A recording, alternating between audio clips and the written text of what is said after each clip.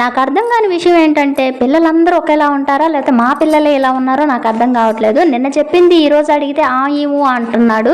అసలు మరీ స్టార్టింగ్లో చెప్పినవి మళ్ళీ ఎగ్జామ్ పెడితే అప్పుడు ఫస్ట్ స్టార్టింగ్లో పెడితే 10కి 10 వచ్చినాయి. అదే ఎగ్జామ్ మళ్ళీ ఈరోజు పెడితే 10కి 4 అయితే వచ్చేస్తున్నాయి అనమాట.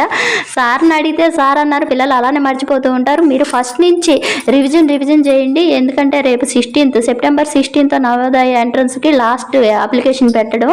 ఇక అంటే నెక్స్ట్ ఇయర్ January 18 అయితే ఎగ్జామ్ అయితే జరుగుతుంది.